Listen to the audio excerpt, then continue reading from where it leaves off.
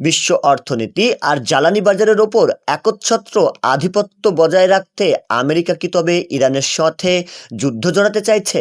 ফাঁস হওয়া তথ্য অনুযায়ী এই যুদ্ধের পেছনে রয়েছে এক গভীর সমীকরণ।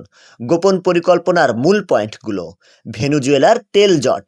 ভেনেজুয়েলার কাছে বিশ্বের বিশাল তেলের মজুদ থাকলেও তা মূলত ভারী তেল, যা সরাসরি ব্যবহারযোগ্য নয়। এটি রিফাইন বা পাতলা করতে প্রয়োজন হয় হালকা তেল। ইরানের ওপর নজর। ইরানের কাছে রয়েছে বিশ্বের সেরা মানের হালকা তেল। আমেরিকার পরিকল্পনা হলো যুদ্ধের মাধ্যমে ইরানের তেলের নিয়ন্ত্রণ নেওয়া, যাতে সেই তেল ব্যবহার করে ভেনেজুয়েলার তেলের বাজারেও কবজা করা যায়। এক ঢিলে দুই পাখি: ইরানকে কোণঠাসা করা এবং ভেনেজুয়েলার বিশাল খনিগুলোকে নিজেদের নিয়ন্ত্রণে নিয়ে আসা। এই দ্বিমুখী কৌশলই কি তবে আগামী যুদ্ধের মূল কারণ?